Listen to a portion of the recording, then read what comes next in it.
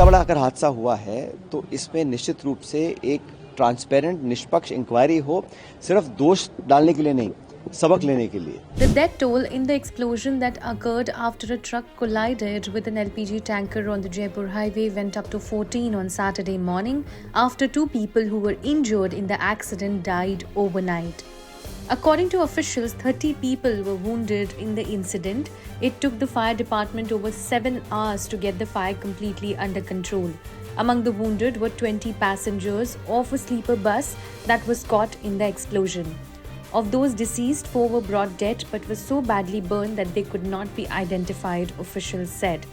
Most of the vehicles involved in the accident belonged to Uttar Pradesh, Rajasthan, Tamil Nadu and Haryana.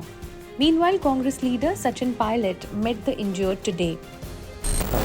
मुझे लगता है कि इससे हम सब बहुत दुखी हैं, लेकिन मैं चाहूँगा कि इस पर हम लोग जांच अवश्य करें, किन कारणों से इतना बड़ा हादसा हुआ। अगर वहाँ पर ट्रैफिक नियम की बात है, रोड कंस्ट्रक्शन की बात है, इनकम्प्लीट कंस्ट्रक्शन की बात है, या हाईवे पे जिस प्रकार की सावधानी बरतनी चाहिए हमने नहीं बरती है, उसका अध्ययन करना पड़ेगा। क्योंकि जैसे आबादी बढ़ रही है, यातायात के साधन बढ़ रहे हैं, उसी तरह हमारे एक्सीडेंट्स बढ़ रहे हैं, और एक्सीडेंट्स न सिर्फ राजस्थान में पूरे देश में बढ़ रहे हैं। लेकिन सरकारों को इस पर बहुत गंभीरता से ध्यान देना पड़ेगा कि हम सेफ्टी नॉर्म्स को हम फॉलो कर रहे हैं कि नहीं कर रहे हैं। अभी कुछ अखबार में पढ़ रहा था कि कुछ कमियां हैं, शायद उसमें पुलिस डिपार्टमेंट है या परिवहन डिपार्टमेंट है, कहीं पे हम लोग सड़कें खोल देते हैं इनकम्प्लीट काम पर, कहीं फ्लाईओवर पूरे बनते नहीं हैं, और वो जो जंक्शन है वहाँ हमेशा ही बहुत महीनों से जाम लगता था। कई बार मैं भी जाम में फंसा हूँ, लेकिन इस प्रकार का हादसा होगा कल्पना नहीं करी थी। इसलिए आने वाले समय में अगर हमें ऐसी घटनाओं से बचना है तो बहुत सावधानी बरतनी पड़ेगी, न सिर्फ सरकार को लेकिन जो लोग भी हैं, हम लोग भी जो सड़कों पे चलते हैं थोड़ी सावधानी से काम करें। क्योंकि जिस प्रकार आग लगी है, लोगों की मौत, मैं देखकर बड़ा मन खराब हुआ, क्योंकि 70% 80% बर्न्स लोगों को हैं जो अभी आईसीयू भर्ती हैं, और बहुत लोगों की मौत हुई है। मैं बड़ा दुख हम सब लोगों को है, उम्मीद करता हूँ कि ऐसी घटना कभी ना हो। मृतकों के लिए सरकार से कोई विशेष मांग? नहीं, सरकार ने, जहाँ मेरी जानकारी, सरकार ने कुछ आर्थिक मदद लोगों को दी है, और भी अगर ज़रूरत पड़े तो सरकार को करना चाहिए, ना सिर्फ राज्य सरकार को लेकिन केंद्र सरकार को भी। क्योंकि ये अधिकांश जो लोग थे वो बहुत साधन संपन्न नहीं थे और वर्किंग क्लास के लोग थे, तो उनकी जितनी सहायता हो सकती है करनी चाहिए, सरकार को भी, हम सब लोगों को करनी चाहिए। लेकिन ये 14 लोगों की अब तक मौत हो चुकी है और काफ़ी लोग अभी और क्रिटिकल हैं। कितने और बच पाएंगे ये डॉक्टर साहब नहीं बता पा रहे हैं। लेकिन किसको मानते हैं? देखो, इसमें जांच करनी चाहिए कि इसमें कौन जिम्मेदार है, वाहन चालक है या लापरवाही हुई है, कहीं ओवरसाइट हुई है, कहीं सेफ्टी नॉर्म्स का उल्लंघन लोगों ने किया है, कौन लोग इन्वॉल्व थे, इस पर तो जांच पूरी होनी चाहिए।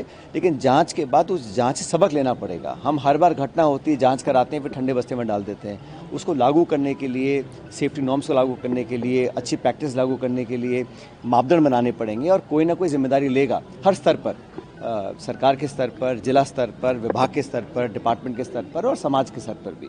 लेकिन इस प्रकार की घटना होने से पूरे देश में आज एक शोक का माहौल है, और मैं दोबारा जो जिनकी मौतें हुई हैं उन सब के परिजनों को अपनी सांत्वना देना चाहता हूं, और उम्मीद करता हूं कि जो लोग अभी हॉस्पिटल में हैं ये सब बहुत जल्दी स्वस्थ हो जाए। वैसे स्थानीय लोगों का मानना है कि वो जो कट है वो लंबे समय से इसी तरह की वहाँ पर बनी रहती है दुर्घटना की। पहले छोटी-मोटी घटनाएं हुई, वहाँ पर छोटी-मोटी घटनाएं नहीं, ऐसे बहुत से चोक पॉइंट्स हैं और ब्लैक पॉइंट्स हैं जहाँ पर अक्सर एक्सीडेंट्स होते हैं, और इसका मैंने देखा था कि भारत सरकार अध्ययन कर रही थी कि हम कैसे जो ब्लाइंड स्पॉट्स हैं, डार्क स्पॉट्स हैं, एक्सीडेंट प्रोन जोन्स हैं, उस पर हम कुछ एहतियात बरतें। लेकिन बहुत ज़्यादा कामयाबी मिली नहीं है, क्योंकि हर साल हमारे रोड एक्सीडेंट्स और एक्सीडेंट्स में होने वाली मौतें बढ़ रही हैं।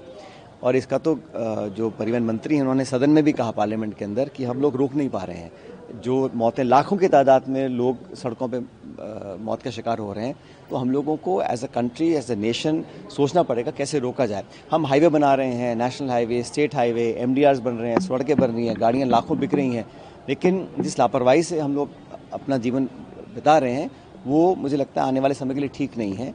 लेकिन इतना बड़ा अगर हादसा हुआ है तो इसमें निश्चित रूप से एक ट्रांसपेरेंट निष्पक्ष इंक्वायरी हो, सिर्फ दोष डालने के लिए नहीं, सबक लेने के लिए।